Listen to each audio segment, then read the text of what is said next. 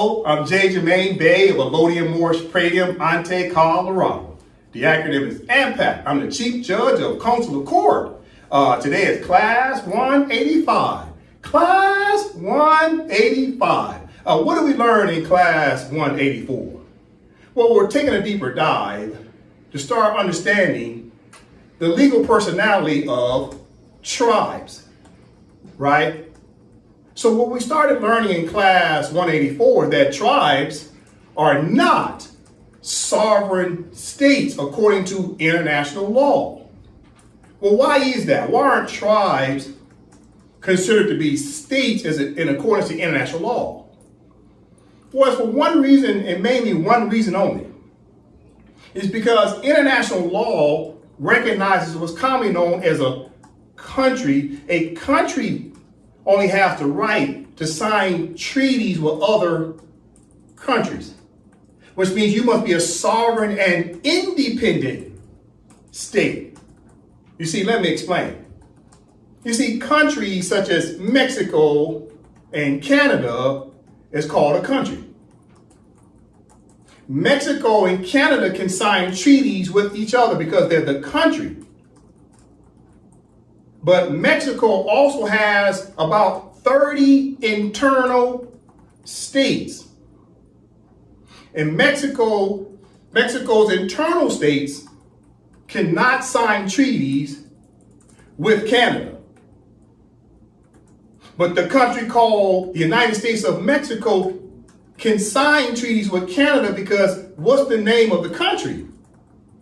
United States of Mexico. Same thing with Canada. Canada is the name of the country. But Canada has also within it about 10 provinces and 3 territories. The internal provinces and territories are not allowed, they're prohibited from signing treaties with other countries. And therefore, tribes, first of all, the word tribe is not a state in international law.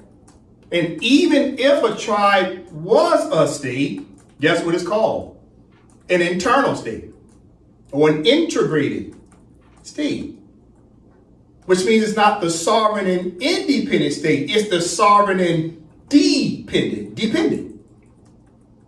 So internal states cannot sign treaties with countries. For example, the Cherokee tribe or the Cherokee nation cannot sign treaties with Canada or Mexico, even though the United States of America recognizes the Cherokee tribe as what? An Indian country. If the United States of America recognizes the Cherokee tribe as an Indian country by definition, then why is the Cherokee country can't sign a treaty with Mexico or Canada? It's because the Cherokee tribe is exactly that. It's a tribe under the guise of being a country. Because the United States of America can come up with whatever definitions they want to define any type of ethnic groups. If you're an ethnic group,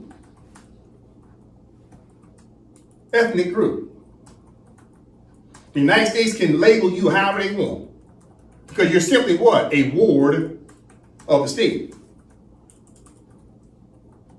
So they'll let you call yourself whatever you want as long as you recognize the United States of America as the sovereign and independent state, and everything underneath that is dependent. And anything that's dependent cannot sign treaties on an international level with any other country on planet Earth. So the Cherokees, the Choctaw, the Seminoles, etc., none of them can sign treaties with Mexico or Canada. And this must be understood. While people call themselves black, you're running over there to be an Indian, and you don't realize you're still subjugated as a ward of the state. Both your nationality is Cherokee and the name of Cherokee as a dependent nation is also a ward of the state. So what's a ward of the state? The nationality of Cherokee. What else is a ward of the state? the tribe itself. You've gone nowhere fast to call yourself Cherokee, Seminole, Choctaw, Chickasaw, whatever it is you want to call yourself. It's a subordinate status. It's inferior. If you don't want to believe me, go to your leadership of your tribes and ask them, can they sign a treaty with Mexico? You don't believe me, go to leadership of your tribe and ask them, can they sign a treaty with Canada? And you know what they're going to tell you? Get out of my office asking me those ridiculous questions. Because they don't want to simply tell you, no, they cannot. They're prohibited. According to the United States of America, because the United States of America is the sovereign independent state, right? So I'm trying to talk to these people that call themselves black who are trying to become an Indian. You're going nowhere fast. You're still going to come under the rulership and jurisdiction of the United States of America as a ward of the state. So what should people who call themselves black, anyone who has a Negroid face, what is it that you should truly be pursuing? You should look into the fact that the United States of America has signed treaties with the Empire of Morocco. Well, why is the United States of America signing treaties with the Empire of Morocco? Because the Empire of Morocco is a sovereign and independent state. Therefore, it's a country. And only two countries can sign a bilateral treaty. Or countries, plural, can sign a multilateral treaty because they're countries. But keep in mind, another word for country is what? State. But how do they determine and make the distinction of who can sign treaties on an international level? That's when they use the word what? Country. So you must understand that the Empire of Morocco, according to the Moorish treaties, is the sovereign and independent state that the United States of America recognizes having the power and authority to sign treaties and enforce the specific performance of said treaty. So I'm talking to all the black people out there. You have to pledge your allegiance to a country and not a tribe. You have to pledge your allegiance to a country and not a church. You have to pledge your allegiance to a country and not a clan. You have to pledge your allegiance to a country and not a 501c3 organization. We don't fundamentally understand what allegiance is all about when it comes to sovereignty, because there's two types of sovereignty. There's the sovereign and independent state, and there's the sovereign dependent state. As an example, Texas, the state of Texas, is a dependent state of the United States of America. But the United States of America is a sovereign and independent state. But yet Texas as a state is sovereign, but it's dependent sovereign. Therefore, Texas, state of Texas, is not allowed and is prohibited from signing treaties with Mexico or Canada. You must know the distinction between a sovereign and independent state versus a sovereign and dependent state. And the Empire of Morocco is absolutely a sovereign and independent state. We'll talk about that more today. All right, let's get to the class. As the Moors know, I always open up the Constitution. The Constitution is paramount. Why is it paramount? Because the Constitution is the written law. It starts to recognize the name of the state. Because the word state is a generic word. Now you must give it what? A personality. You have to give it what? A name. The name is what starts to give something a personality, or it's considered what? An alien. So now the alien has a name. You remember you watched the movie E.T. back in the day? extraterrestrial? They call it E.T. They gave it a name, it. Now it has legal personality because you named it. So the abstract called the state is a generic word that now has to be what? Specific with a name. So the name of the state now becomes what? Empire of Morocco. That's a name. Now it has personality, even though it's an abstract. Under that name that operates as an umbrella, now I can provide what? A government. Because the government acts as what? A manager to maintain order on behalf of we the people so we can be governed collectively and equally amongst the contract commonly known as the unilateral constitution. Uni means one. So unilateral amongst we the Moors, i.e. the Moroccans more specifically, those who have pledged allegiance to the Constitution of the Empire of Morocco get to govern each other collectively and equally under the Constitution. So the Constitution is paramount for several reasons. One, it gives you the name of the state. It gives it legal personality. Two, then it recognizes the nationality, which is Moroccan. Three, then it establishes the government that where the government can start to do what? Set forth administrative reform. What does administrative mean? Paperwork. Government is nothing but paper pushers. That way the people can start to pledge their allegiance to the state by application. The government is there to make sure everybody's information is on the record. That way both the state as the abstract and its government can now recognize the people because the people have put on the record with the government their status. And the government's job to come in and say, yes, that person is protected under Moroccan law as Moroccan. Your government must come in and validate who you are.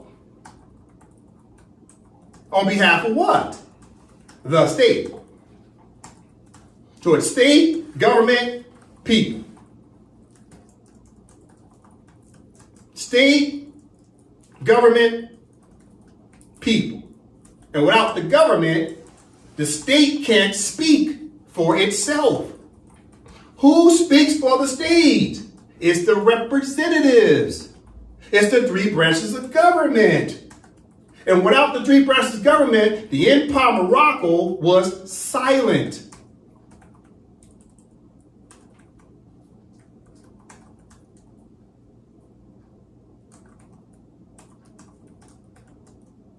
I paused there for several seconds intentionally because if I'm not talking, that means the state is not talking. And the Empire of Morocco was in a shallow grave. It was submerged, and it could not speak.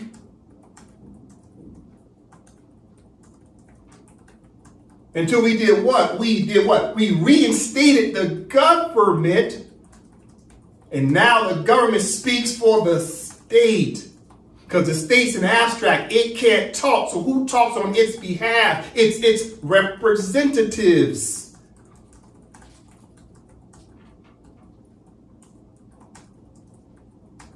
The Empire of Morocco was in the absence of a government to speak on behalf of the state. Therefore, the Empire of Morocco, since it was in the absence of a government, it was also in the absence of the administrative offices that could allow the Moors to come back to pledge their allegiance to the state.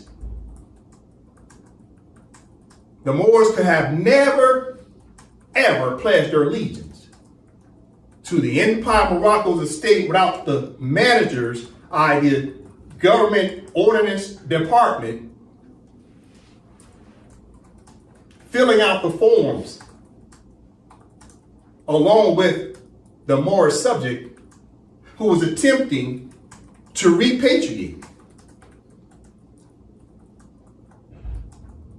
You see, states need what's commonly known as an effective government. Without the government, the state can't speak. Therefore, the state can't get into diplomatic relations with other states. Nor can it get into consular relations with other states. Because you have no consular officers of the state. Because you have no effective government. There's no three branches of government. So we as Moors, i.e. blackamoors,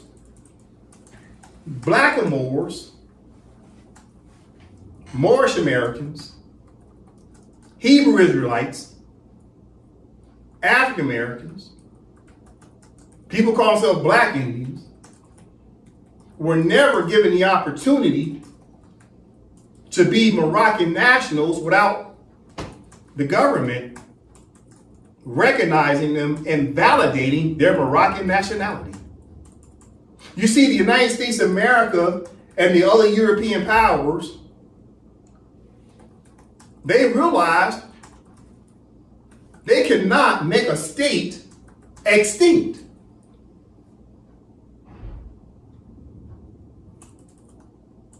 So they did the next best thing and did what? Made the government extinct. And by making the government extinct, which was the Sultan, office of Sultan, and the Moorish government, these two things went away after 1956. Muhammad V stepped down as Sultan and became a king of the King Morocco, a brand new state. Muhammad V left the Empire Morocco void, i.e. in the absence of an effective government. And by default, guess what happened? Now the state couldn't talk. It had duct tape on its mouth. And if the state got duct tape because there's no government, that means that no government can recognize the Moors as being Moroccans again.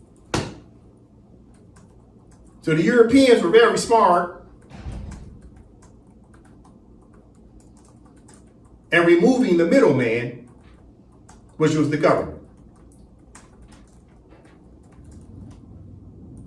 But after the year 2024, the Empire Morocco was reinstated by the Declaration of Independence and a constitution.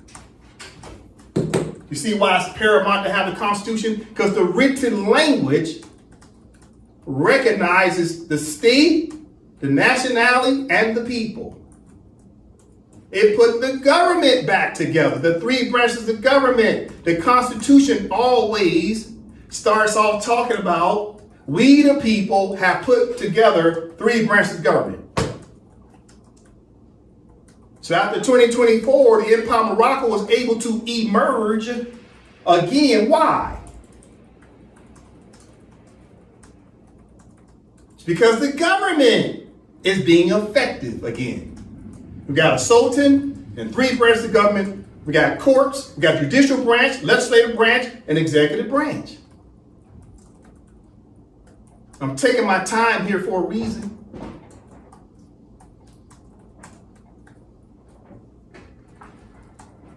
We'll talk more today about the effectiveness of a government. So, today,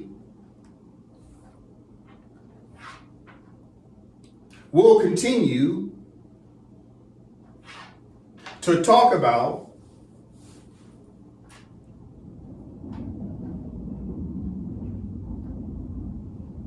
state continuity versus state succession.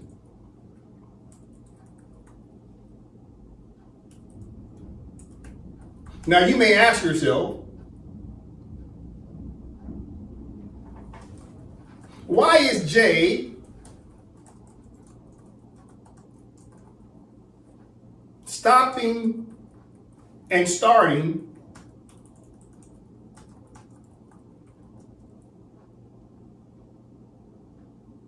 his words? Because if the state doesn't have representatives talking for it, it goes silent.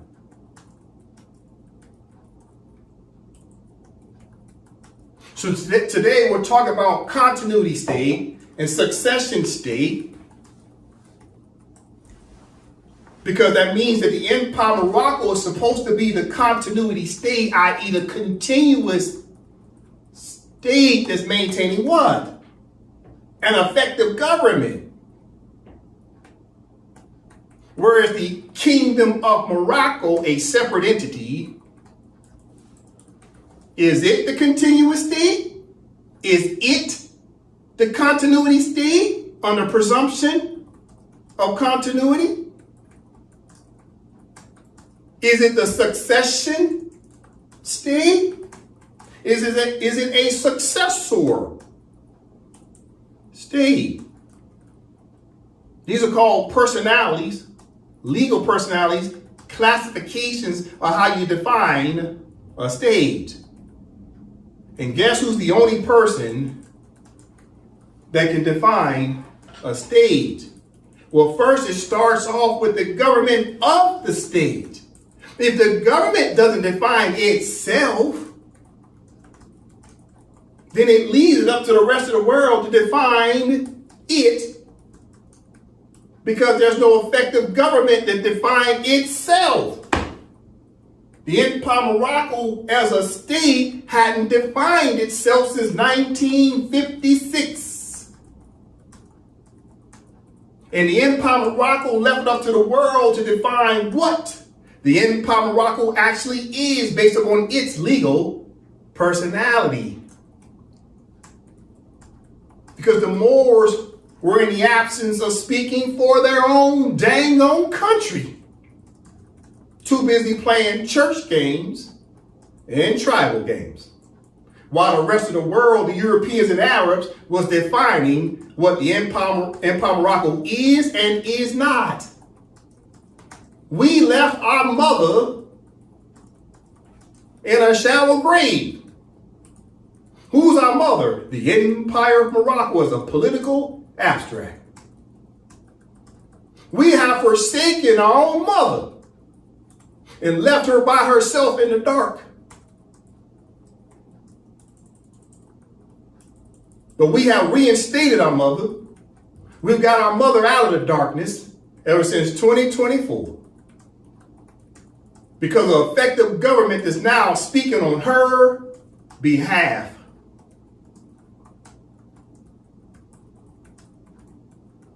So now the Europeans and the Arabs can no longer come up with the definition of what the Empire of Morocco is or is not, because the Moorish government has been reinstated along with the office of the Sultan. Now we get to speak for ourselves.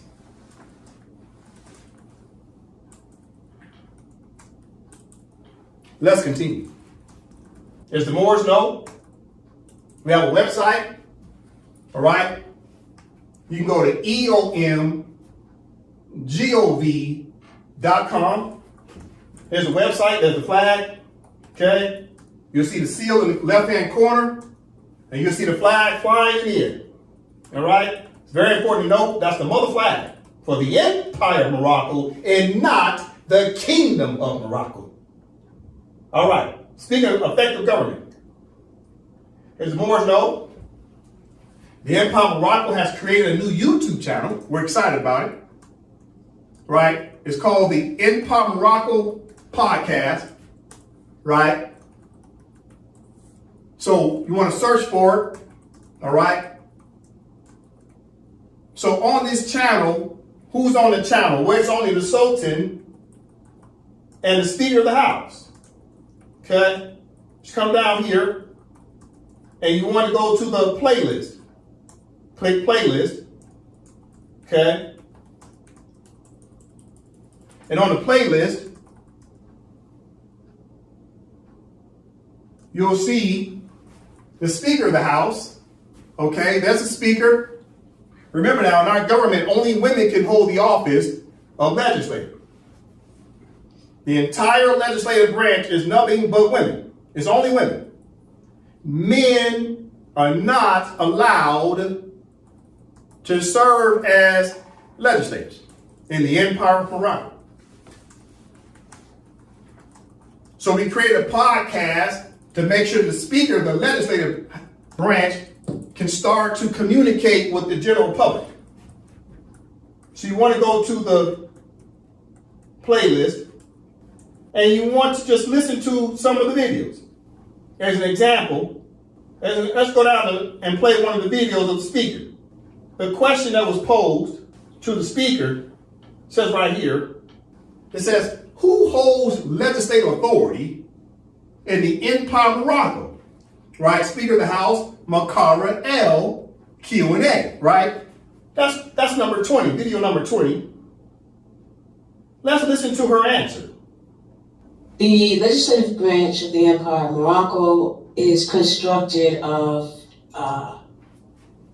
just women. It's an all-female legislative body. There will be positions not necessarily in the legislature, but supporting the legislature, surviving at arms, or positions such as those we have yet to enact. It was done to offset the Sultan only being a male authority. Women are not allowed to become sultan, although they are allowed to become a wazir of a state, but they're not allowed to become a sultan. So to balance that equilibrium, we had the legislative body being all female. They also stay on house. There will be the Dalil Aziz house members, and they are all female. And generally speaking, it's a woman who's always in charge of the house, right? All right. So that was video number 20 on the playlist. So Morris, please take the time to go back and listen to the House members. Go back and listen to the mothers speak on behalf of the Empire of Morocco. Okay, watch the podcast. There's quite a few videos there. It's very important for Morris to go and listen to what the speaker talks about. Okay, now also, on the podcast, who else do we have on there? Well, we've got the Sultan. You can go down the playlist. The playlist consists of about 70 plus videos so far. Let's go down to video number 76. Okay? This one has the Sultan on it, just a moment. What I have up here on the screen is an image of the Sultan Kindon Bey. He was voted in by the Moroccan nationals. I'll say it again. By Moroccan nationals of the Empire of Morocco, who are all swore allegiance to the Constitution. So Sultan Kindon Bey is on the podcast. So we got about a 2-minute video. Let's take a listen to it. More should go back and listen to the head of state. Malcolm X, he got assassinated and killed because they understood that he found out the answer to the test, not completely like we have in reference to a state, but he understood that the United Nations was the answer. So, right now, I'll use me as an example. I'm the Sultan. I'm the face, I'm the head of this movement. The United States, they understand where we're going with this. Does it scare me? No, it doesn't, because I'm passionate about my people and I'll do anything for my people. But I also understand this is the only way that we're going to actually really gain freedom and get our independence is going to the United Nations and the I.C.J. But I share that, that story about Malcolm X going to the United Nations and what happened to him and why it happened to him to let you all know the seriousness of what we're doing. The United States, they understand we're the only group of people on planet Earth. These small group of Moors in these territories, which is maybe about 30 of us total, we're the only ones that really understand what's going on and what needs to happen to actually get the land and the resources back. But, again, that's why I spoke about us coming together. We have to come together. I don't mind standing for everyone. I've been a lot of places in my life, And, I'm honored to even be in a position to say I did this for my people. If something was to happen to me by taking the steps that I'm taking. But I just want us to come together so we can see this through no matter what happens. But we got to see this through, and we got to get to the United Nations and to the I.C.J. to decolonize this land completely. All right, that's the Sultan, Kendon Bey, who's elected by special election on November 10th, 2025. He took his oath to his office in the Constitution on November 11th, 2025. So please take the time to go and look at the podcast so you can start learning more about the Empire of Morocco as a state and its effective government, right? Okay. Speaking of the Sultan, Kendon Bey, as the Moors know, we're starting to talk about the legal personalities of states. But all states, not only do they have a legal personality of a name, such as the Empire of Morocco or Kingdom of Morocco, that's the legal personality, the name of the state, but all states have an effective government, and all states have a head of state. So the King of Morocco's head of state is Mohammed VI. He's representing the office on behalf of the flag of the King of Morocco and the state of the King of Morocco. So you got a state, King of Morocco, you got the flag, King of Morocco, then you got the head of state, Mohammed VI.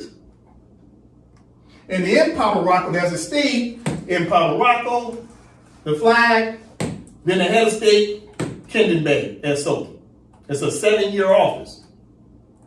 Okay? Why is this important to understand this image? Not only are we trying to determine the two distinct legal personalities of states, but this image also represents what in real time? It represents the fact that the Empire of Morocco has a sitting head of state. Therefore, we have what? A government. Keep in mind now, how did the Empire of Morocco go in a shallow grave? Well, they removed Muhammad V as being Sultan. They removed any semblance of government. They gutted the government. And that's how the state went in a shallow grave. Therefore, the state still existed, but nobody was speaking for. So this image represents a head of state is the speaker on behalf of the state. And then you got the Speaker of the House, Makara El. She's the speaker on behalf of what? The legislative branch.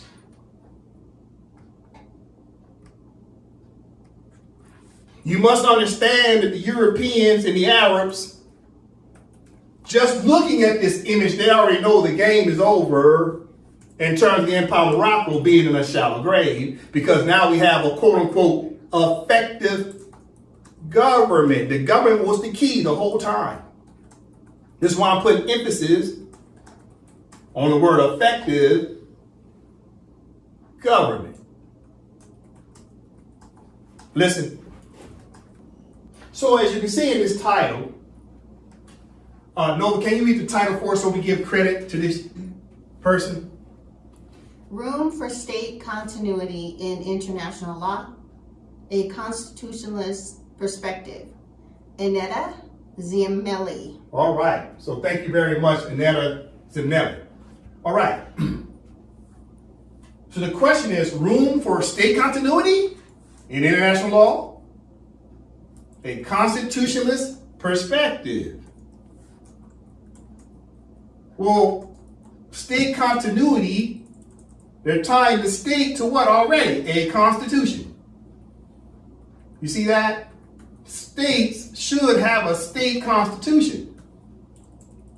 Because if you're maintaining continuity, that means you're maintaining what? A government. Listen. Pay close attention, Morris. Pay close attention to what I'm about to say next.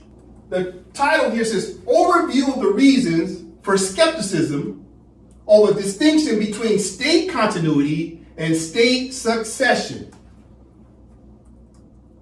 Let me read again. Overview of Reasons for Skepticism over a Distinction Between State Continuity and State Succession. Did you catch something regarding sequential order?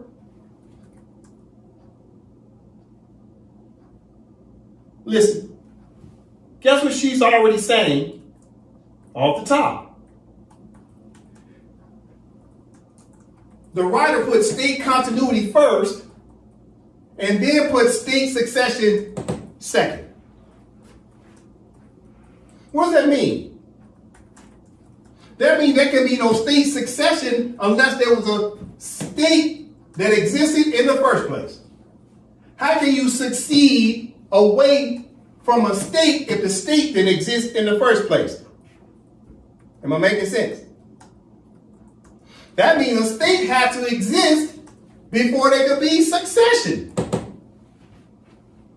You see why she's writing it in that order? There must be the original state first before someone can break off and claim to be a succession stage, meaning they allowed to say they doing their own thing. This is very important right here. If I could write a 1 right here, 1, then I'll write a 2 right here, 2. See that? 1 has to come before the other. So the real question is the Empire of Morocco a state continuity or continuity of state? Because it had to be the Empire of Morocco first before the Kingdom of Morocco could claim itself as being either a succession state or the King of Morocco is a presumption that they are still the continuity state on behalf of the Empire of Morocco, as if they are what? A successor state, like they succeeded the predecessor.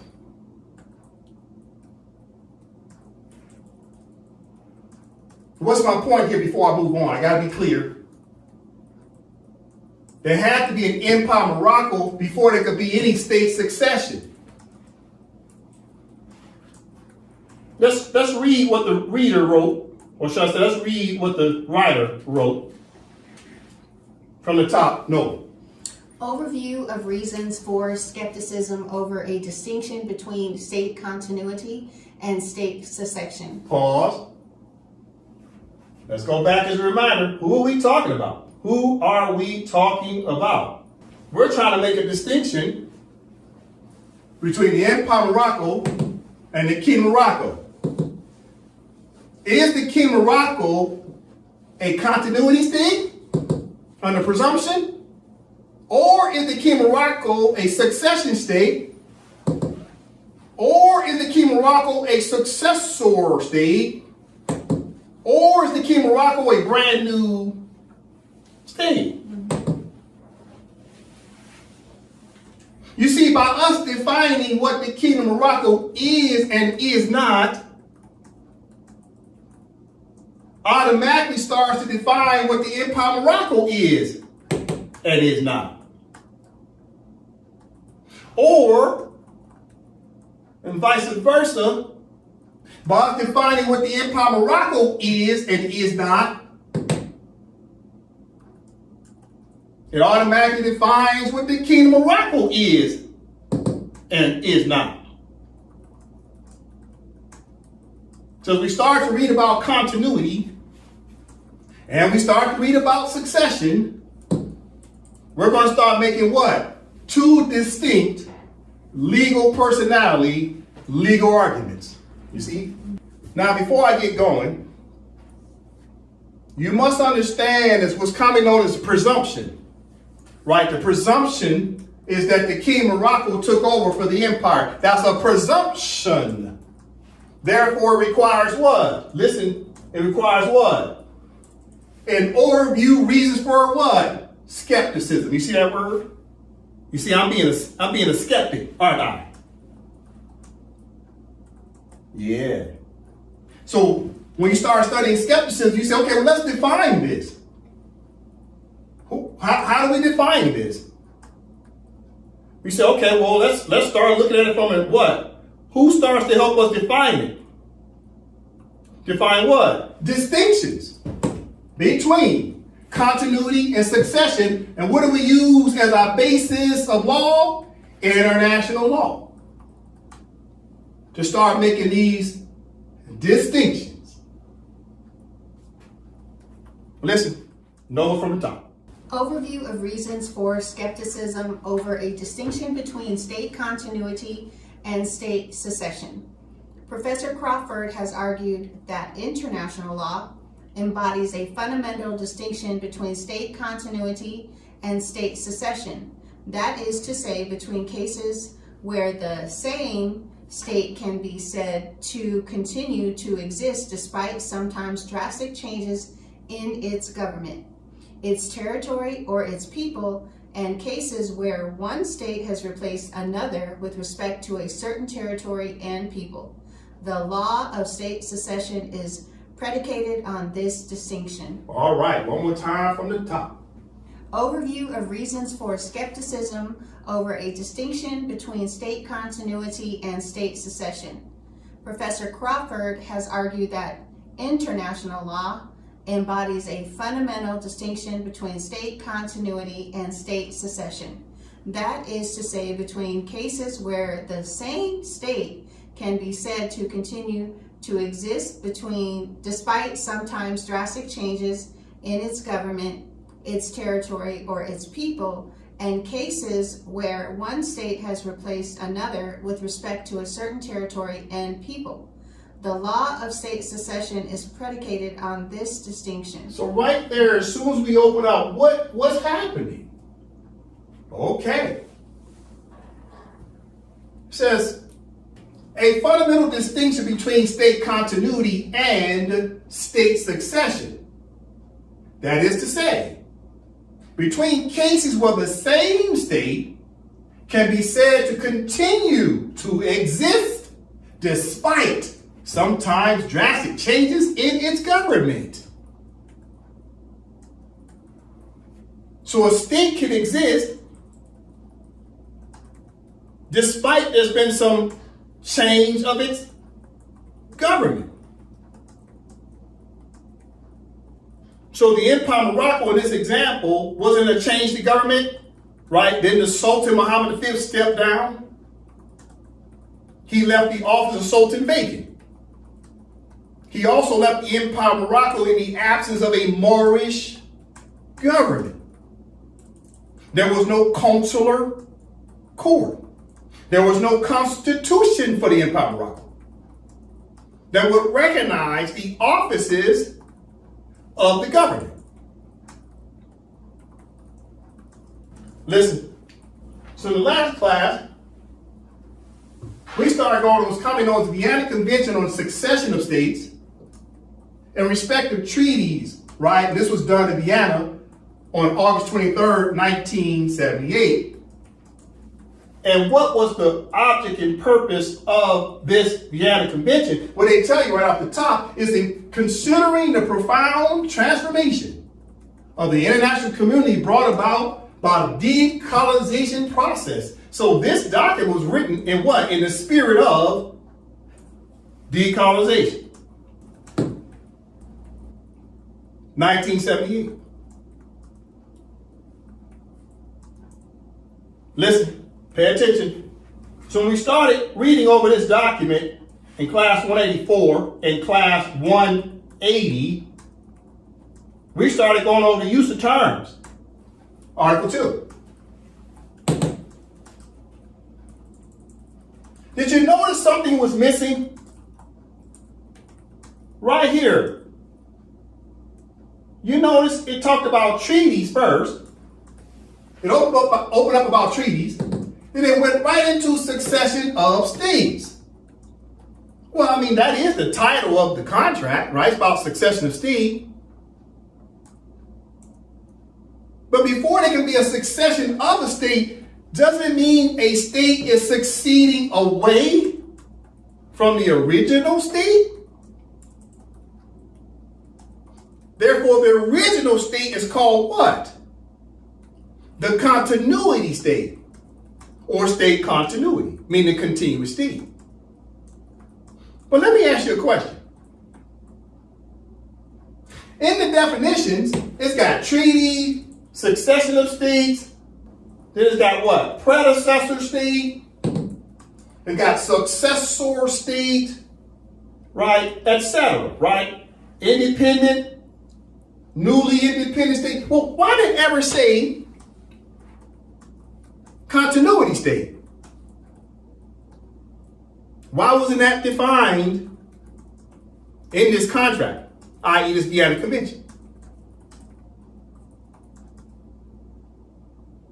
You see, it's what you call the assumption or presumption that this document is regarding states who are succeeding away from the original state. So they did not define continuity of state. They went straight into the definition of succession of states. Well, the reality is it should have been right here somewhere, a definition that said, let's define continuity state.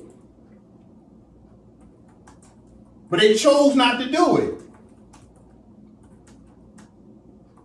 But let me remind you, you can't talk succession until you talk what? Don't you have to talk about state continuity in order to talk about succession? This one, continuity comes before succession in sequential order. You see how they wrote it? Continuity before they wrote succession? You see that? But if you go back to the Vienna Convention, it immediately went right into, in its definitions, it went right into succession of states, and it skipped over defining continuity first. But guess what we're going to do? We're going to define continuity. We'll do a refresher and break it down. Then we'll start making distinctions of continuity versus succession. All right. Well, what do I have up here? Oh, we're going to talk about continuity before we go much deeper into the definition of succession. Okay? We're going to talk about continuity before we go much deeper into succession. All right. To give credit what credit's due, Noah from the top, let's make sure we get credit to this writer.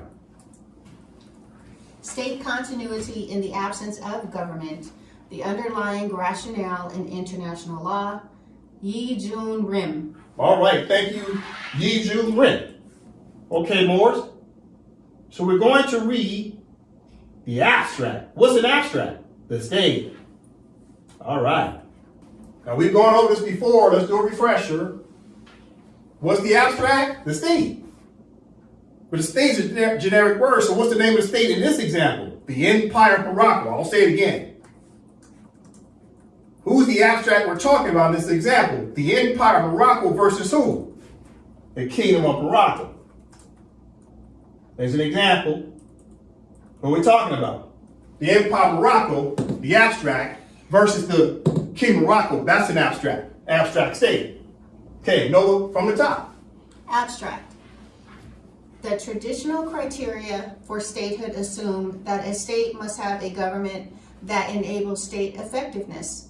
In the absence of a separate criterion for state continuity, the constitutive elements for state creation have been regarded as also continuative elements that preserve a state from extinction. However, practice has shown that a state can continue to exist even in the absence of government. Pause. Start here again. However, practice has shown that a state can continue to exist even in the absence of government. Pause. Read it again. However, practice has shown that a state can continue to exist even in the absence of government. Pause right there. So the Empire of Morocco could continue to exist even in the absence of a government. But in order for a state to have power and authority, it needs what? An effective government. From here again. However, practice has shown that a state can continue to exist even in the absence of government, which implies that simple assumptions on state continuity paralleling rationale developed in the discourse of state creation, are inadequate as an exemplary framework for the situation, as should thus be reconsidered. To this end, the article examines the underlying rationale for state continuity in the absence of government, drawing a distinction between constitutive and continuative elements of statehood. Further, it suggests reframing the element of government as an entitlement belonging to the people and apprehending the state as a legally framed concept that cannot be simply determined by its effectiveness. Pause. Start right here again.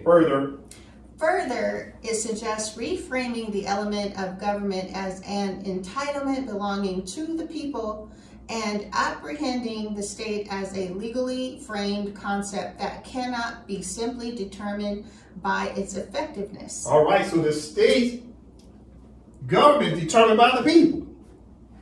Nobody outside of the state can determine the effectiveness of our state of the Empire of Morocco, except for the Moroccans themselves. Whether we have an effective government or not is to our own discretion. No one can determine our effectiveness. But what happened since 1956, there hasn't been a government at all to even determine by its own discretion as to what type of Moorish government there is or not of the Empire of Morocco. There was no one to actually speak on behalf of the Empire of Morocco. Listen, no from here. Further, it suggests reframing the element of government as an entitlement belonging to the people and apprehending the state as a legally framed concept that cannot be simply determined by its effectiveness. In so doing, the article explores the role of international law in supporting the legal continuity of the state beyond effectiveness. 1. Introduction.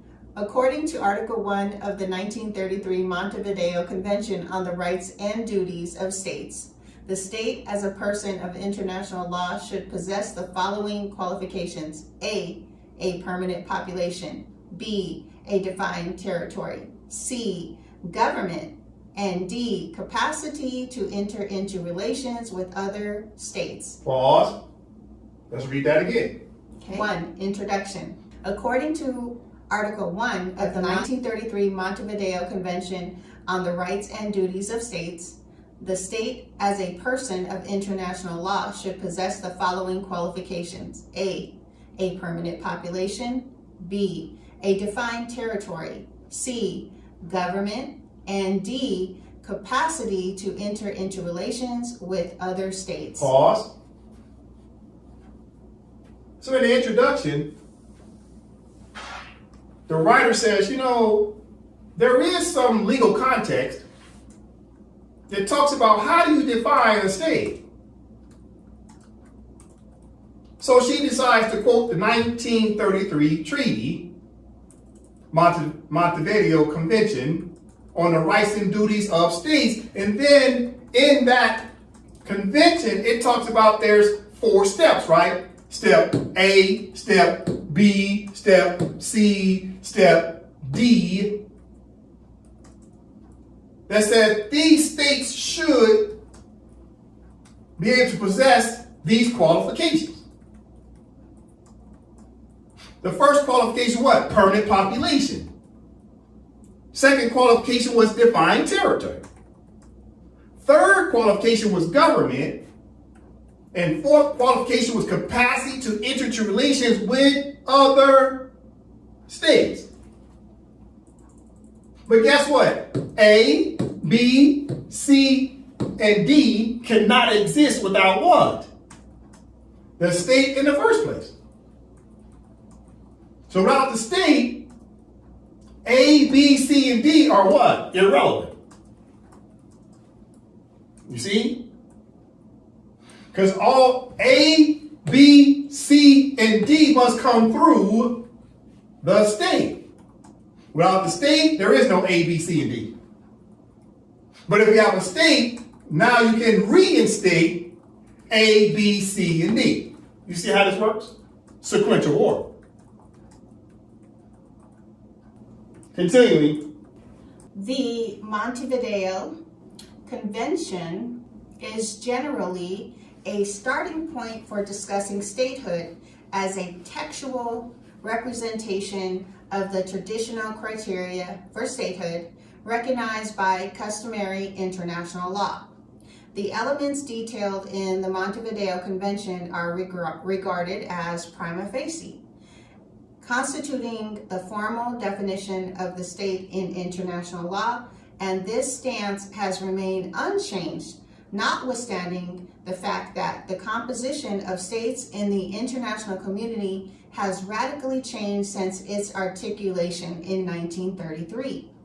Although the fourth element has been criticized for not being unique to states, but rather a consequence of statehood, the first three elements articulated in the Montevideo Convention do indeed correspond to commonly accepted competent elements constituting the definition of state since the 19th century. Thus, the concept of state employed in international law is generally recognized to contain and be constituted of population, territory, and government. Pause. So what is the writer saying here? Well, if you have a state and the state has a right to exist even without a government, it starts to talk about, well, what truly makes a state effective? Well, you would really need a government to make it effective, but you have to leave that up to the people to determine whether they want an effective government or not. But the state still has a right to exist because the state by itself is a legal personality all to itself. What's second? The government. What's third? The people. But the people, if they don't establish a government and they're maintaining anarchy, that does not mean the state don't exist. It just means it doesn't have an effective what? Government. So the Empire of Morocco as a state has always existed. And the people always existed. And the people are who? Moors. But what was missing? The government. The Moors were maintaining anarchy amongst themselves, while simultaneously they were naturalized by the foreign countries, and their naturalization status gave them a foreign nationality because they were adopted. And they left their mother country in the absence of a government. But yet the state, which is our mother, still existed. But she was silenced because her own children were not representing her as an effective government.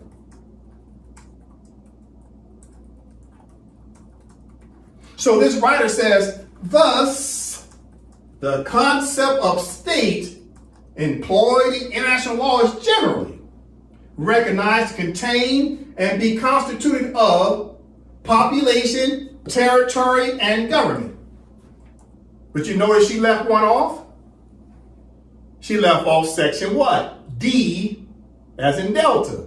Well, what was D about? Okay, let's go back up. What was D about? She pointed out that D was what?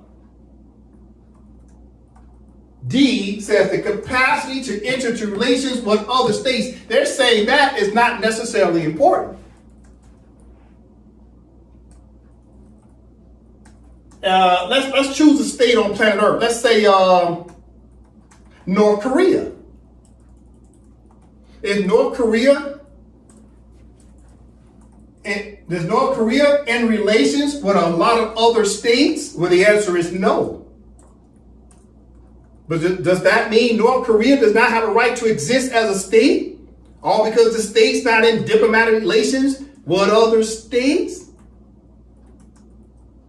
You see that North Korea has a right to exist as both a state and as a government with its people, even though they're not in relations with an abundance of other states.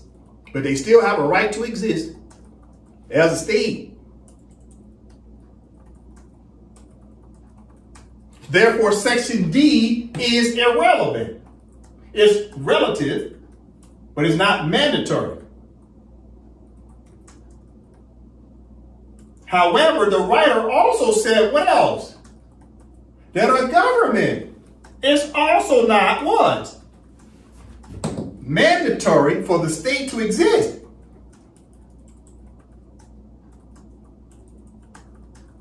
This is important what we're going over right now because the United States of America and the Kingdom of Morocco will more than likely try to say out of their mouth that the Empire of Morocco no longer exists, but I don't think they're going to do that.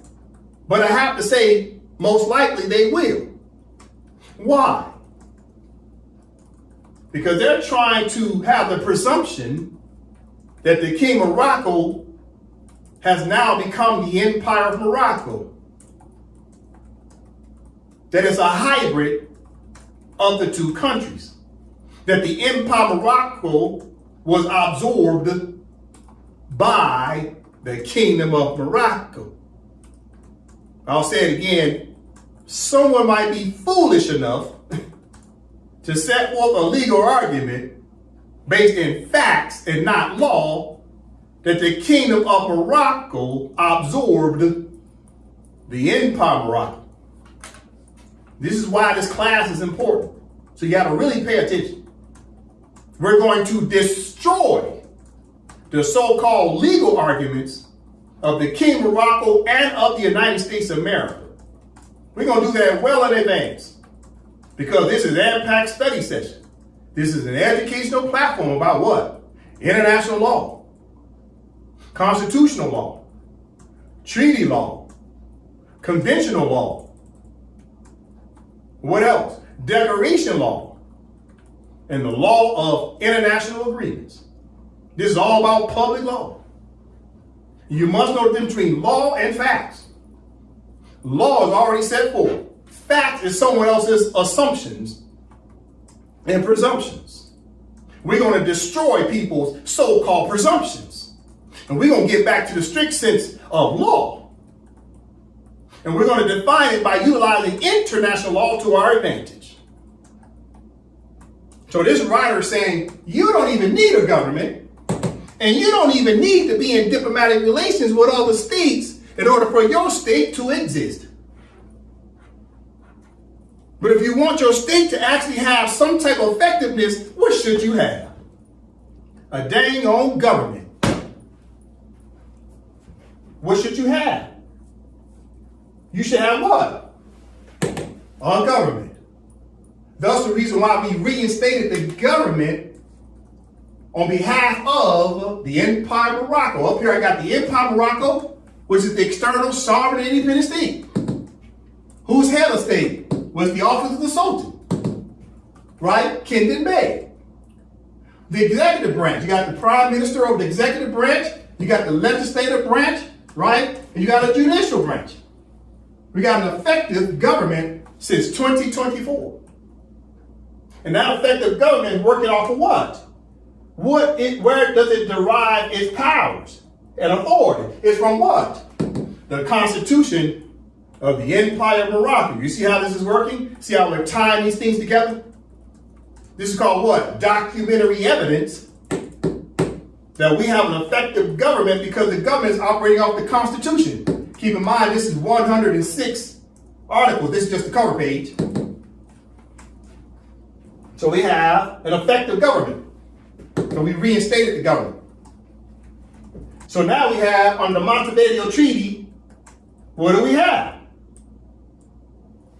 On the Montevideo, now we have population because the Moroccans have pledged their allegiance to the Constitution under Section 8.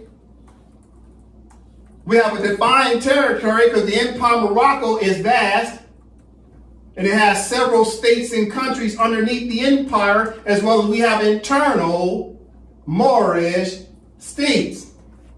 We have effective government, 3 branches of government. We have a head of state. all that comes through the word state, which the Empire of Morocco. So the Empire of Morocco established A, B, C, and now we're working on what? D, as in Delta. The capacity to enter into relations with other states. So what type of relations we get into? Now we're starting to do what? Decolonize. So now we're working through the United Nations to get access to all the member states through our correspondence that we send to the Secretary General of the United Nations, which starts to force the administrative trustee with the United States of America and the other European states to come to the table to start getting into relations about what? Decolonization.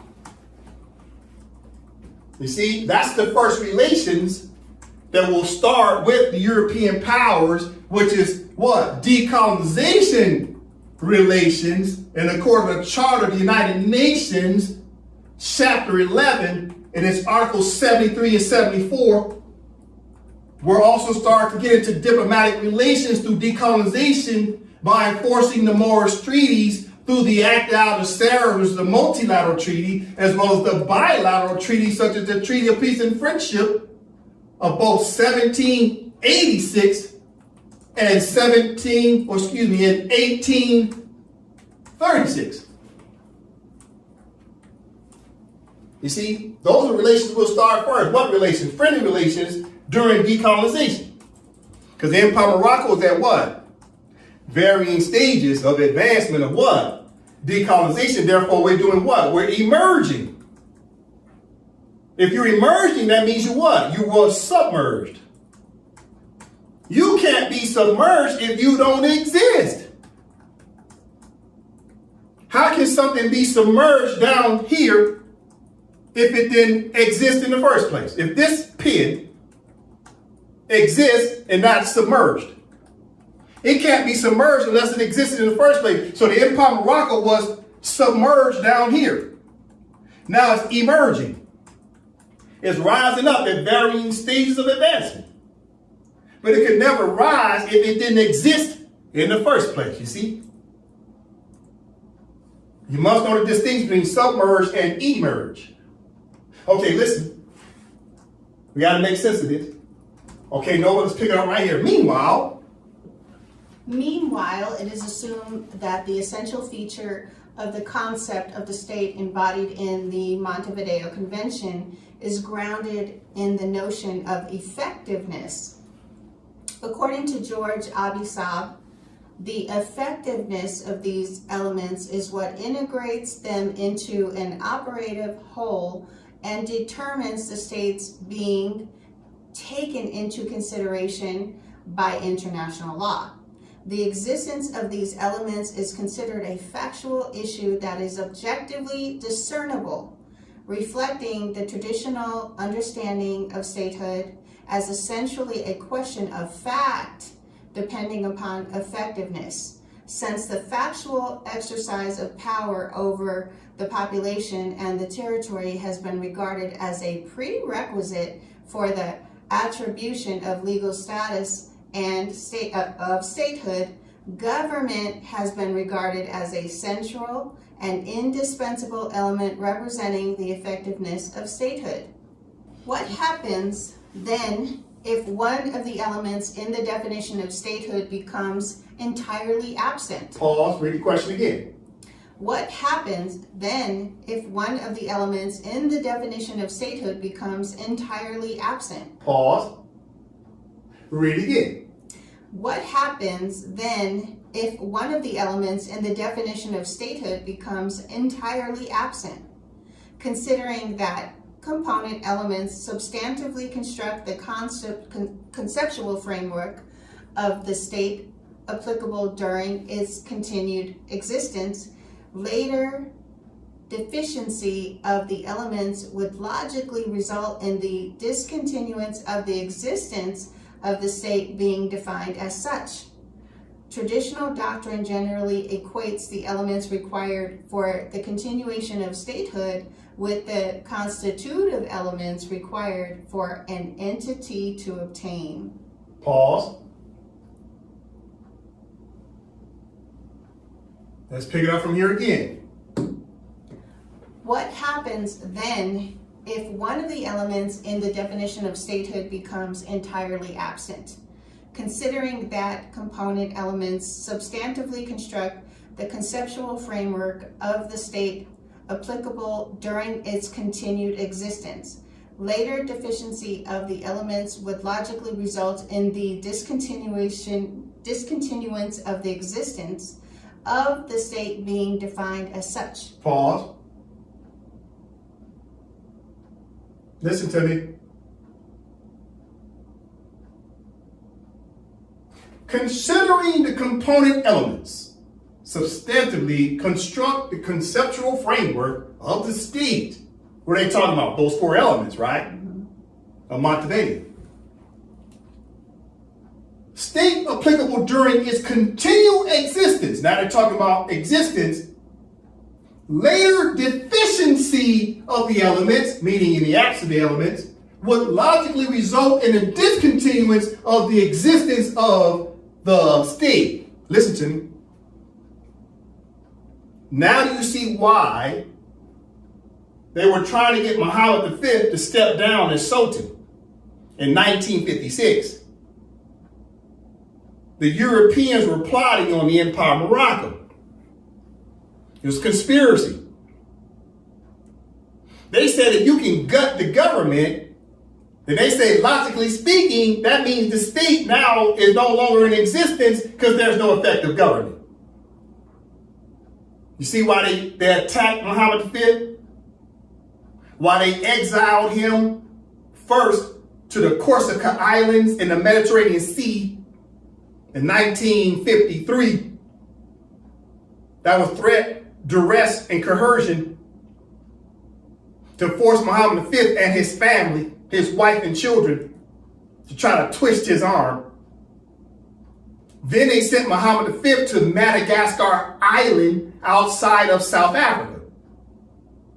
They exiled him to 2 different islands, trying to twist his arm to get Muhammad V to relinquish the government.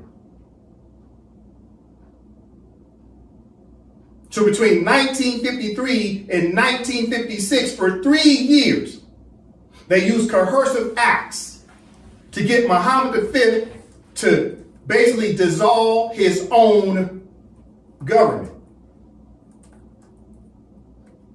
And then the Europeans felt as though, logically speaking, what? That if the state did not have an effective government, then the state would slowly but surely become what? Extinct. This was their logic. But was that international law? No. That was a presumption of extinction. Because they stated that under Montevideo Treaty, that if you don't check the 3 or 4 boxes, then you don't have a state. Let's continue to learn why that notion was rejected by the international community. The international community rejected the notion that, first of all, a state is extinct all because it don't have a government. So that got thrown out.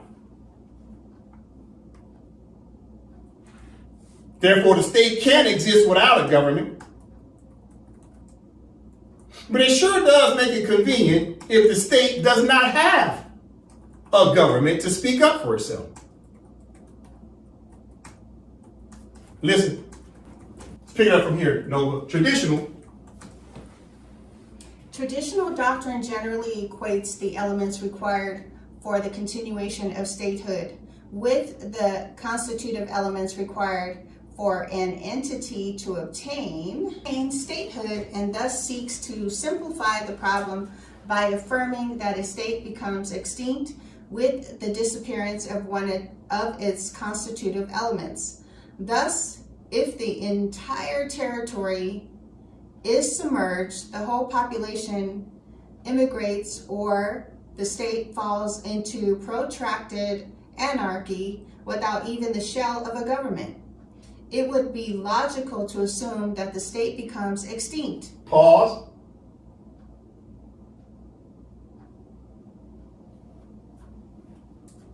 Start from here. Statehood and thus seeks to simplify the problem by affirming that a state becomes extinct with the disappearance of one of its constitutive elements. Pause. What disappeared for the Empire of Morocco? The government. What else disappeared? Its population. Why? Because all the Moors were naturalized. The Moors had American nationality, Canadian nationality, British nationality, French nationality. They had every nationality but Moroccan. Because the Moors became naturalized starting the year 1856 with the signing of the bilateral treaty between the Sultan and Great Britain. And the Sultan allowed Great Britain to naturalize the Moors starting in 1856. And after 1856, the Moors slowly but surely became naturalized under the 14th Amendment of the United States of America, 1868. And all the other European countries followed suit. They just all naturalized the Moors and gave the Moors foreign nationality. So the Empire of Morocco in 1956, after the Sultan Mohammed V signed the dissolution of the Treaty of Fez of 1912 on March 2nd, 1956, right after that, slowly but surely, there was no more Sultan, no more Moroccan Moors, and no Moorish government, and no consular court. The government was left vacant. There was no population because the Moors were not claiming to be Moroccans anymore, even though Noble Drali said we're descendants of Moroccans. But we have to pledge allegiance back to the Empire of Morocco according to what? The Madrid Convention of 1880, Article 15, Paragraph 1, gave a mandate, a command, a treaty command for the Moors to do what? Choose between the entire submission to the laws of the empire. That's what the Moors are supposed to do. They didn't do it since 1880.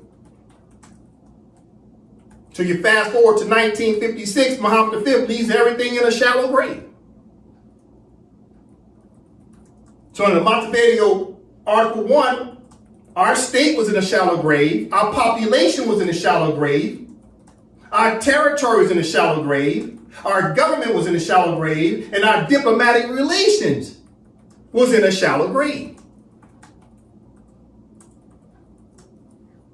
So the Europeans turn around and say, yeah, does that mean the Empire of Morocco now is extinct?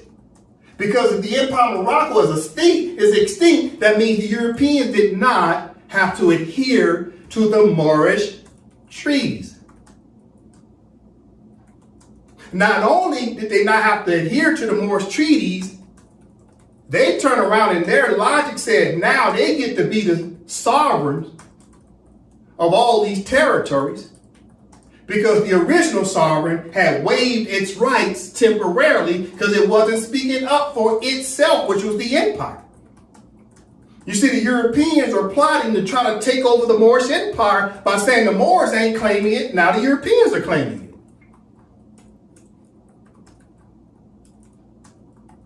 Listen, from the top again, Noble, we'll get through this. Let's go. Statehood and thus seeks to simplify the problem by affirming that a state becomes extinct with the disappearance of one of its constitutive elements. Thus, if the entire territory is submerged, the whole population immigrates, or the state falls into protracted anarchy without even the shell of a government. Pause. You see this word submerged? Thus, if the entire territory is submerged,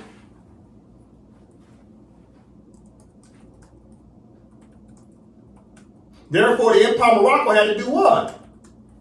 Emerge. If you're submerged, what's the opposite of submerge? You must emerge as a sovereign and independent state.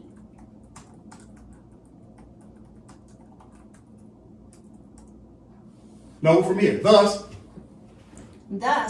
if the entire territory is submerged, the whole population immigrates, or the state falls into protracted anarchy without even the shell of a government.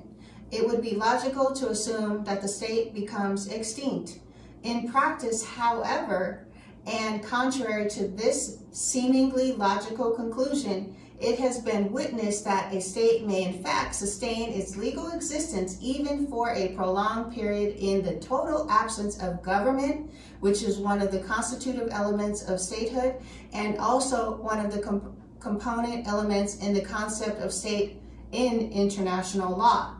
It is well known that the Federal Republic of Somalia, although it fell into protracted anarchy without any authority claiming to be the government of the state, continued to exist during the period when it experienced a total absence of government in the 1990s, and also in the subsequent traditional phase characterized by a lack of effectiveness.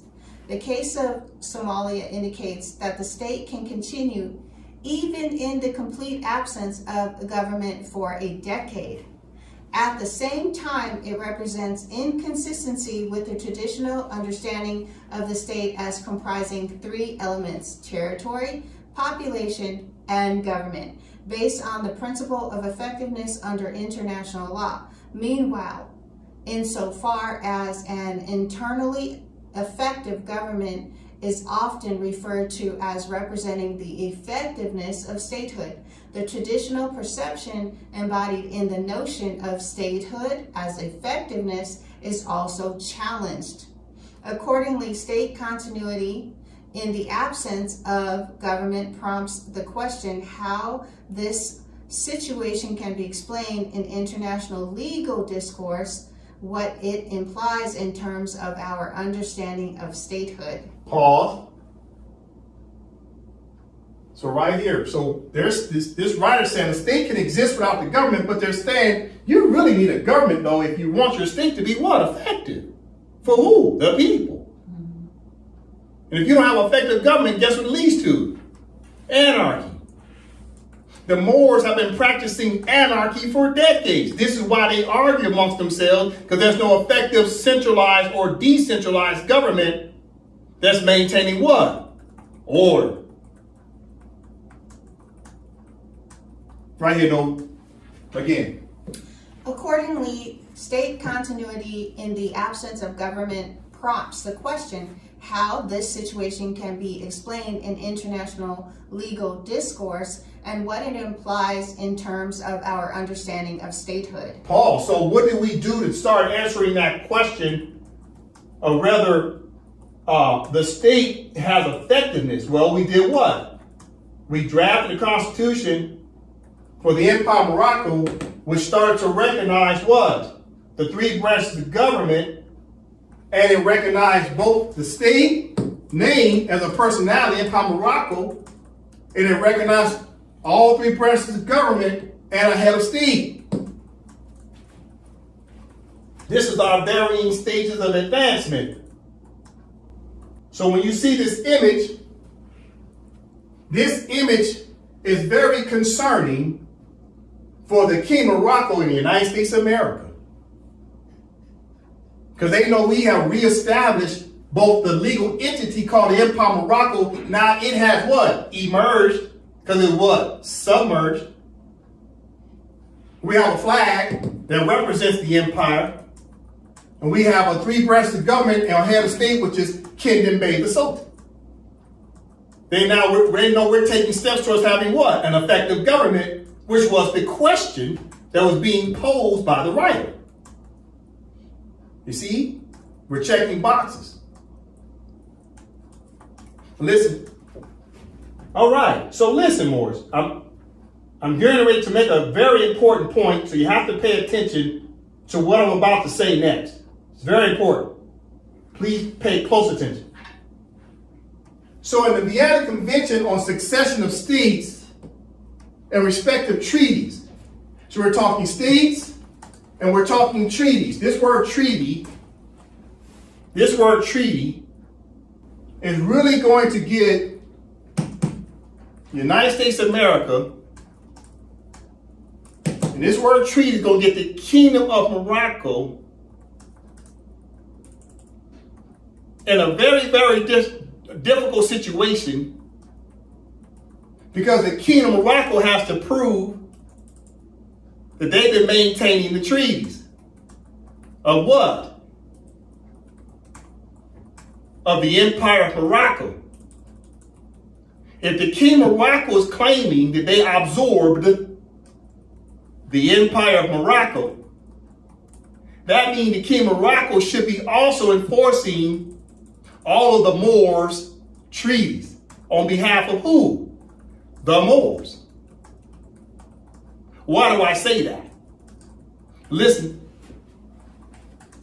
if the King of Morocco is proclaiming, if they're proclaiming that they absorbed the empire, that means the King of Morocco is saying that under the Treaty of Peace and Friendship, the bilateral treaty, that's what I got on the screen, of 1786,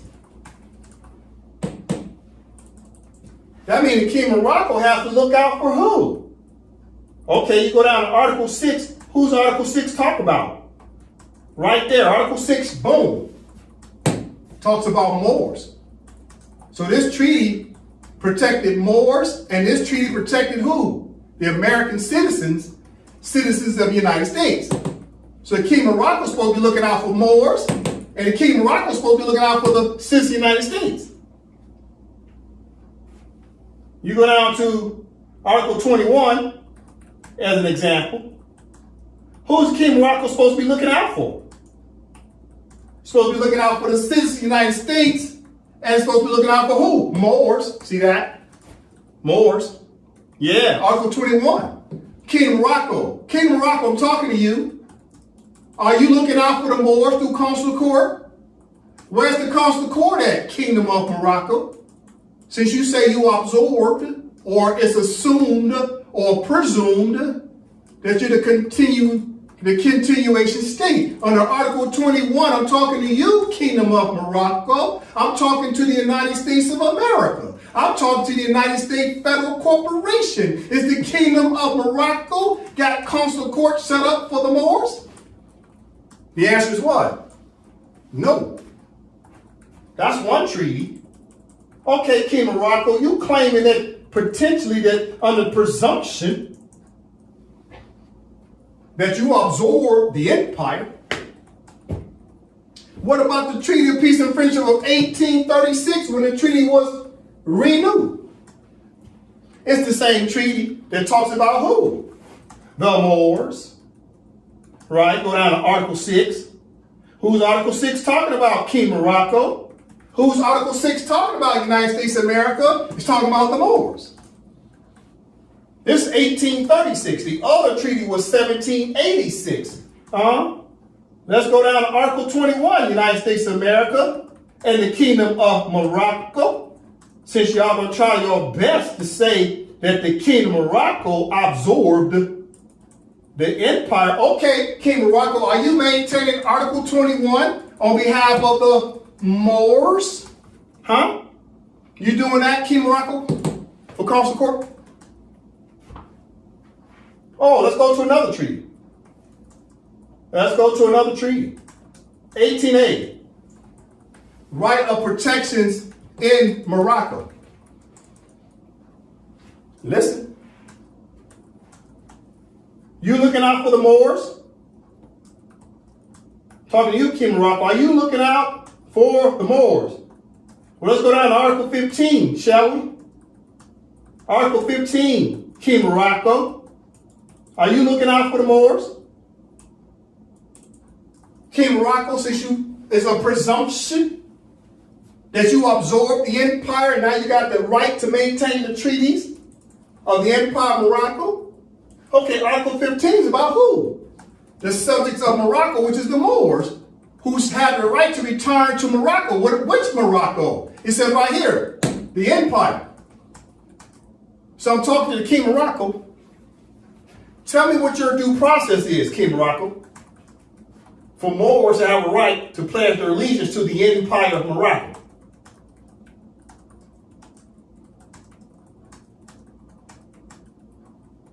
United States of America, I'm talking to you. Tell me the due diligence in the application process that's set forth through an international agreement for the Moors to become Moroccans again. Oh, but it don't exist. Why? Because the conspiracy of Article 15, the United States of America tried to turn around and say what? They tried to turn around and said Moroccan nationality is obsolete. Isn't that right, Nova? Let's read right here, down here in the footnotes. So now we can prove the King Morocco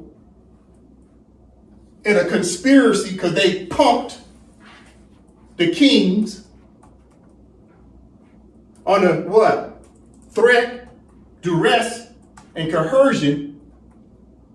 United States of America pumped the kings of the King Morocco, starting with Muhammad V, then Hassan II, then Muhammad VI. They pumped them into not allowing the Moors to be able to repatriate. That way the Moors could not run what? The Moorish government. Nova from the top, right here, a note. A U.S. note of March 17th of 1959 addressed to the Moroccan Ministry of Foreign Affairs referred to a note from the ministry dated of October 8th of 1958 in which the embassy had been informed that the Moroccan government had decided to strike all prescriptions related to Moroccan nationality from the text of the Madrid Convention. The U.S. note said, in part, in quote, the government of the United States of America, having unilaterally relinquished certain rights in Morocco with the reemergence of Morocco into independence in 1956, considers that in line with historical developments, Article 15 of the Madrid Convention on Protection of 1880 has become obsolete and without effect.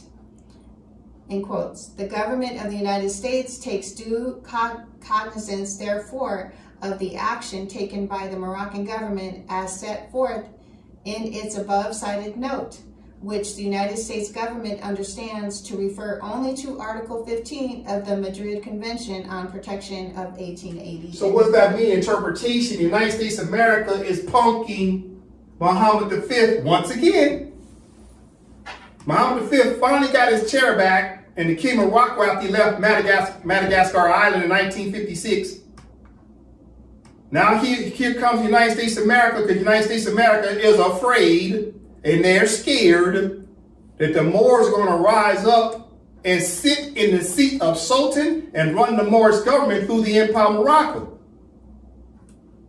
So the United States government tries to be slick and try to coerce Muhammad V to say the Moors are not entitled to their Moroccan nationality under Article 15. And what was Article 15 about? Article 15 gave the Moors the right to repatriate to become Moroccans again. You see that? Article 15, paragraph 1 said the Moors could return to Morocco. Which Morocco? The Empire. You see that? So I'm talking to Muhammad VI right now, King of Morocco, and your administration. What are you doing to help the Moors? Not a damn thing. That's what you're doing. So how can you say you absorbed the Empire of Morocco when the Empire of Morocco had a mandate under what? Here's another treaty. This is a multilateral treaty of the Act of Algeciras of 1906. What was his mandate? What was the object and purpose of this multilateral treaty, i.e. multilateral convention? Okay, keeping in mind, who was there? Who signed the treaty? Oh, well, right here in yellow, Germany, Austria, Hungary, Belgium, Spain, United States of America, the President of France, Great Britain, Ireland, the British Dominions, India, I'll say it again, India was there, Italy, the Netherlands, Portugal, Russia, Sweden. What were they recognizing or reaffirming, and validating what? that the Empire of Morocco was what? Sovereign and independent through the triple principle. Note from the top. What did the United States of America recognize in 1906 through this Moorish treaty? I'm listening. Inspired by the interest attaching itself to the reign of order, peace, and prosperity in Morocco, and recognizing that the attainment thereof can only be effected by means of the introduction of reforms based upon the triple principle of the sovereignty and independence of His Majesty the Sultan, the integrity of his domains, and economic liberty without any inequality, have resolved upon the invitation of His Sharifian Majesty to call together a conference at Algeciras for the purpose of arriving at an understanding upon the said reforms, as well as examining the means for obtaining the resources necessary for their application, and have appointed as their delegates plenipotentiary the following. So in the triple principle, the European countries recognize the fact that the Empire of Morocco is what? Sovereign and independent. That the Empire of Morocco, they were reaffirming in 1906 that the Empire of Morocco was sovereign and independent. Did it say sovereign and dependent? No. Therefore, the Empire of Morocco is a country. And this is why these European countries could sign this treaty, because it was country on country treaty. This right here is crushing the Europeans, certainly crushing the United States of America, and their belligerents are trying to maintain colonialism. They know right here, just in the triple principle itself, crushes, because this is what you call law. This is not fact. This is called law. It's crystallized. It's a principle of a treaty. It's not fact. No, it's law. That the Empire of Morocco was sovereign and independent. And it can maintain what? Its integrity of domains. Therefore, we can maintain the integrity of our what? Our state. We don't need permission to enforce the laws of our own state. But why is this important to note? Okay, listen. What was this treaty all about? What was the purpose and intent, or the object and purpose of this treaty? Well, first of all, it was about what? The empire. It's about chapter 5, a regulation concerning customs of the empire. The empire, not the kingdom. There was no kingdom in 1906. It's all about the empire. Okay, I'm talking to the United States of America right now. I'm talking to King Morocco right now. What have you done under this treaty where it says the Sultan? Article 1. Nova. Article 1. The conference summoned by His Majesty the Sultan to pronounce on the measures necessary to organize the police declares that the following provisions should be made. Article 2. The police shall be under the sovereign authority of His Majesty the Sultan. It shall be recruited by the Moxen from Moorish Mohammedans, commanded by Moorish Cades, and distributed in the 8 ports open to commerce. So this treaty is about the Sultan and the Moorish government. This treaty is about the Sultan and the Moorish government. Right? It's about what? Moorish, right here. What article is this? What article is this right here? Article 4. Article 4 is about what? What is the object and purpose of this treaty? It's for what? Moorish authorities. It's about the Moors and the Sultan, right? It's about what? Article 13 is about what? Throughout the Sharifian Empire. Did it say kingdom? No. What's my point here? It's about the Moors and the Sultan. Okay, listen. I'm trying to make a point. Pay close attention to what I'm about to say next. Pay close attention. Going back to the Vienna Convention that started to define words. The Vienna Convention on succession of states in respect of treaties. So this word treaty must be respected. Treaties must be respected. Treaties must be respected by who? A succession state or what? A continuity state. Listen, we'll go down to Article 34 because this is going to absolutely crush the Kingdom of Morocco. Listen, this is going to absolutely crush the United States of America if anybody tries the foolishness of saying that King Morocco has absorbed the empire's treaty rights. Pay close attention, Moors. This is very important. This is international law we're reading. Number from the top. What's the name of the title of this article?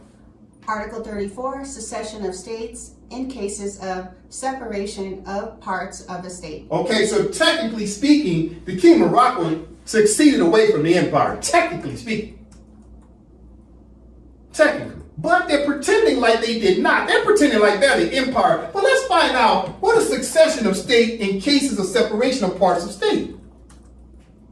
Okay, so King Morocco, okay, let's find out. Are you enforcing the treaties, King Morocco? Are you even a party to the treaties, King Morocco? Are you protecting the Moors is the question. I'm going to ask the question again.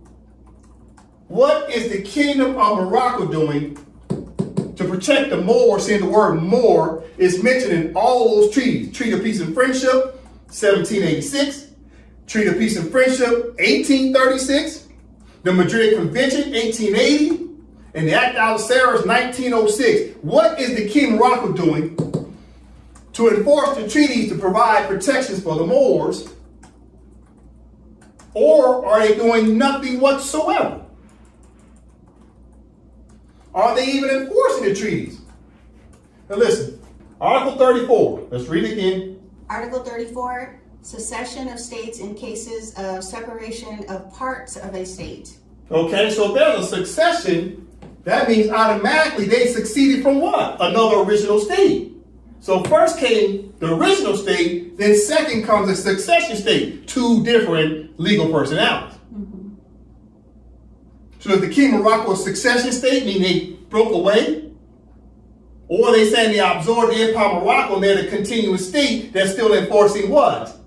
The treaties. But if they're enforcing treaties, they got to now fulfill these standards of international law. Oh, so you saying you're maintaining treaties, King of Morocco, whether you're succession or continuity? Okay, listen. One, when a part or parts of the territory of a state separate to form one or more states, whether or not the predecessor state continues to exist. A treaty in force at the date of the secession of states in respect to the entire territory of the predecessor state continues in force in respect of each successor state so formed. B. Any treaty in force at the date of the secession of states in respect only of that part of the territory of the predecessor state which has become a successor state continues in force in respect of the successor state alone. Pause, let's read B again. Any treaty in force at the date of the secession of states in respect only of that part of the territory of the predecessor state which has become a successor state continues in force in respect of that successor state alone. Okay, so what's the interpretation of section B? See, whether you're a succession state, listen, whether you're a successor state, succession state, which means you broke away and started your own thing, but yet you still want to enforce the treaties. From who? The predecessor state. Who is the predecessor? So if there's a predecessor, that means you're kind of sort of acting like a successor of the old state, or the old state still exists under continuity. So state number one, the original state, is predecessor. State number two is succession state, the state that broke away. But either way, listen to the language about treaties. Listen to how it reads. Whether your predecessor state or number 2 state that broke away, listen to how it reads. It says, any treaty in force at the date of succession of states in respect only of that part of the territory of the predecessor state, which has become a successor state, continues in force. So the treaties continue in force, whether it's a continuity state or a successor state. In force in respect of that successor state alone. So that means that the treaties are in force, whether it's the continuity state or the succession state. Both these states have a right to do what? Enforce the treaties. You see that? So both the Empire of Morocco and the Kingdom of Morocco technically will have the right to enforce the treaties. But you got to catch what's going to happen next. Pay close attention. Now watch this. You see right here it says 2, paragraph 1. Listen, we're going to read it 3 times. Nova. 2, paragraph 1 does not apply if. Pause. 2. 2, paragraph 1 does not apply if. Pause. 2, paragraph 1 does not apply if. Watch. Watch this. We're talking international law. This is going to crush the United States of America. And it's going to crush the Kingdom of Morocco because paragraph 1 does not apply if Nova. A, the states concerned otherwise agree, or B, it appears from the treaty or is otherwise established that the application of the treaty in respect of the successor state would be incompatible with the object and purpose of the treaty or would radically change the conditions for its operation. Read part B again. B, it appears from the treaty or is otherwise established that the application of the treaty in respect of the successor state would be incompatible with the object and purpose of the treaty or would radically change the conditions for its operation. Okay, let's read it again. It appears from the treaty or is otherwise established that the application of the treaty in respect of the successor state would be incompatible with the object and purpose of the treaty or would radically change the conditions for its operation. What's the interpretation? See, the Kingdom of Morocco,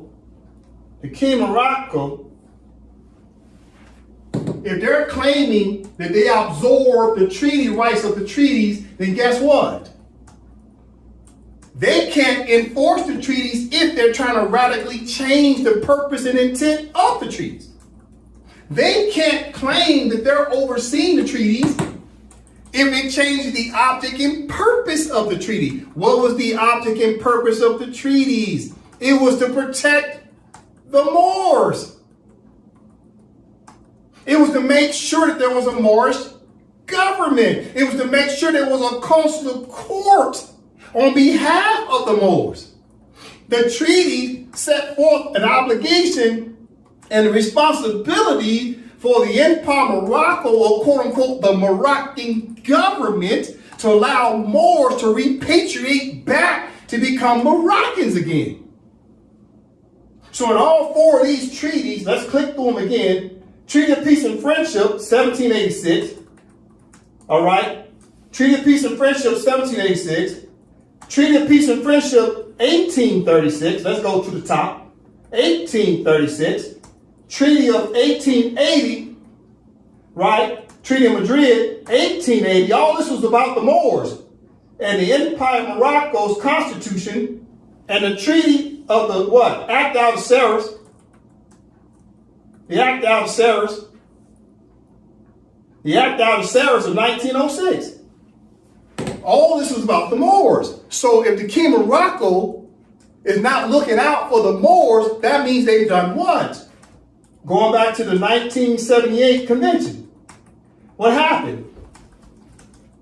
Paragraph 1 does not apply if, section 2, it appears from the treaty or is otherwise established that the application of the treaty in respect of the successor state will be incompatible with the object and purpose or the true intent of the treaty, or would radically change the conditions for its operation. So when the King of Morocco tried to do something radical and say the Moors didn't even have a right to their Moroccan nationality, well, that goes against, that's contrary to the treaty language.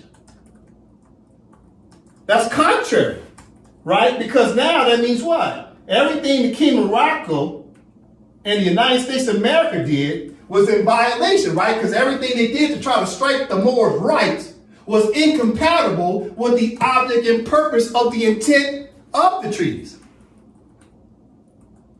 I'll say it again, everything the United States of America did to try to coerce the King of Morocco to claim it had power and authority to strike the Moors' rights was incompatible with the object and purpose of what? Of what? Of the treaty. And therefore, right here at the top it says paragraph 1 does not apply if one of these subsections A and B is not compatible with the fact that a succession state or a continuity state, if you can't enforce the treaties, then you can't be parties to the treaty. If you can't enforce the treaty based on its original purpose and intent or object and purpose, then you can't be a party to the treaty. Am I making sense right now? So the King of Morocco could not be parties to the treaty because then they would have to enforce the Moors' rights. Therefore, the Empire of Morocco was left in a shallow grave with no government. And it's the presumption that the King of Morocco has now taken over the rights of the empire. But in order for them to take over the rights, they would have to also enforce the treaties on behalf of the Moors, and they have not done that. Therefore, they have waived any so-called legal right to be the stewards of the Moorish treaties. So by default, it still left the Empire of Morocco as a state with the opportunity for the Moors to invoke their own treaty rights, because the Moors are going to maintain what? What is it that the Moors are actually going to maintain? The Moors under Article 34 are going to maintain what? The object and purpose of the treaties. You see that? Therefore, we have a right, an inherent right, an express and implied right to enforce our own rights as Moors, because the treaties only talk about the Moors and the Sultan. Therefore, we have a right to reinstate who? Who do we have a right to reinstate? Because the treaties keep talking about the Sultan, the Sultan, the Sultan, the Sultan. So we reinstated the office of the Sultan along with what? Along with what? The Moorish government, which was the three branches of government on behalf of the Moorish subjects, who now have a right to enforce the treaty language to return to Morocco and pledge their allegiance to the entire submission to the laws of the Empire of Morocco. And what's the law of the Empire of Morocco? Well, the first fundamental law is what? The Constitution. And that's why it was paramount. Listen, as I start to close out, there's something important I need to share with the Moors. What I'm about to show you happened in the year 2025 at the International Court of Justice. This shook up the world. This is called a landmark decision or advisory opinion from the I.C.J. Right here at the top it says International Court of Justice. This is their website. You want to look up obligation of states in respect of climate change. You said climate change? What's that about? Oh, there was something that the I.C.J. judges ruled on regarding the existence of states. It's very important because the United States of America is very upset that the I.C.J. made this determination based upon their opinion of the existence of states. Now keep in mind, this was 2025. This was just last year. No one's talking about it. How does this affect the Moors is the question. What does this case have to do with the Moors? Pay attention. All right. Now, when you go to it, you want to look up what's commonly known as what? The summary. Summary. This is just a copy. International Court of Justice, okay? It's about what? Nova right here. Obligations of states in respect of climate change. Summary of the advisory opinion of the 23rd of July of 2025. Very recent, right? Less than a year ago, this advisory opinion came out. And it's something very important the Moors need to be aware of. Listen, the Moors need to go down to page 17 of the summary. Now listen very closely. You got to pay attention to my words closely as I start to close out. Section E, obligation of states under the law of the sea and related issues. Obligation of states under the law of the sea. So you got sea law, land law, air law, right? So on the sea law and other related issues, right? That's on page, what? 17. Look what the I.C.J. said about states. Look what the I.C.J. said about states in 2025. Nova, we're going to read this last paragraph of subsection 2. The court also notes that several participants argued that sea level rise also poses a significant threat to the territorial integrity and thus to the very statehood of small island states. In the view of the court, once a state is established, the disappearance of one of its constituent elements would not necessarily entail the loss of its statehood. Pause, read again. The court also notes that several participants argued that sea level rise also poses a significant threat to the territorial integrity and thus to the very statehood of small island states. In the view of the court, once a state is established, the disappearance of one of its constituent elements would not necessarily entail the loss of its statehood. All right, so what is this about? Let's take it to the board. On July 25th, 2025, the I.C.J. advisory opinion declared that in the view, quote, in the view of the court, once a state is established, the disappearance of one of its constituent elements would not necessarily entail the loss of its statehood. Then we learn about constituent elements on the front end of Montevideo Treaty, right? The convention. So if you're losing one of the elements, it doesn't mean your state don't exist. This is what the I.C.J. is saying in 2025. It's reasserting its recognition of states, because once a state is what? Listen. Once a state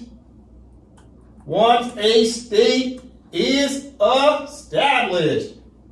The Empire of Morocco has been established way before the European states. The Empire of Morocco existed before the United States of America. It was the Sultan of the Empire of Morocco who recognized the 13 colonies back on December 20th, 1777. So the Empire of Morocco existed even before the United States of America even had a constitution. So the Empire of Morocco already was established. The disappearance of one of its constituent elements would not necessarily entail the loss of its statehood. So the Empire of Morocco could lose some of its elements and still be a state. You see what I'm saying? Down here, see I.C.J. response to the United Nations General Assembly regarding obligations of states in respect of climate change regarding sea law. Now wait, you say, well, that's sea law. What about land law? Oh, now you have to understand how law works. Pay attention as I start to close out. I got 1, 2, 3. 3 points of interest. Listen. See, law can be expressed. Right? So this Advisory opinion was expressed, but it was what you call narrow. It narrowed it. It's narrow because it talked about what? Sea law. Right? It talked about sea law. However, listen.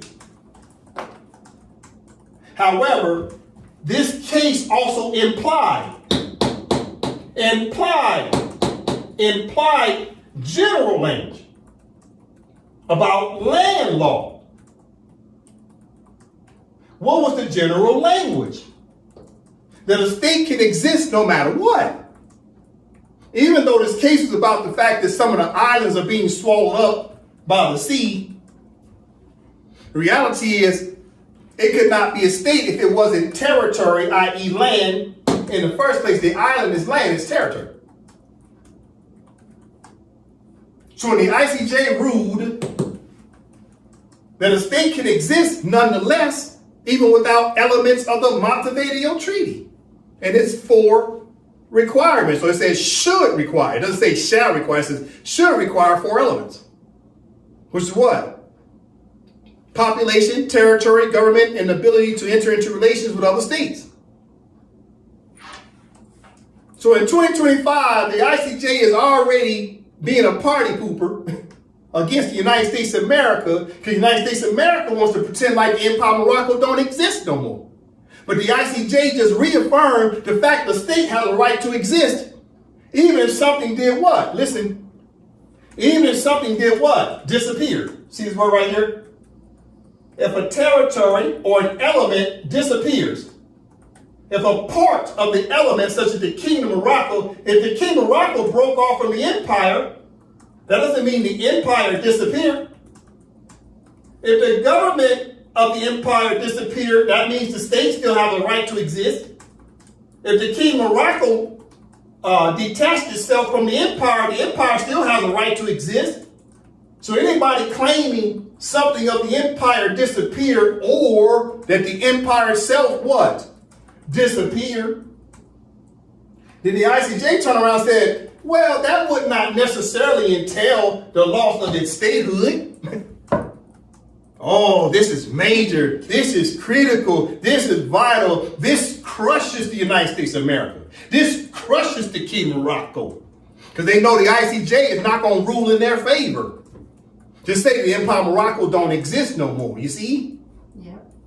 So down here, it's expressed narrow language regarding sea law, but it's implied general language regarding land law, and the state of the Empire of Morocco represents territory, and territory is land law. Mm-hmm. Therefore, this advisory opinion also is implying that the Empire of Morocco has a right to exist, even though parts of its elements have disappeared. Mm-hmm. But now they have reappeared because we reinstated the Sultan, we reinstated the Moorish government, we reinstated the Constitution. We've deposited everything with the United Nations. And according to Article 102 of the Charter of the United Nations, we're at varying state of advancement.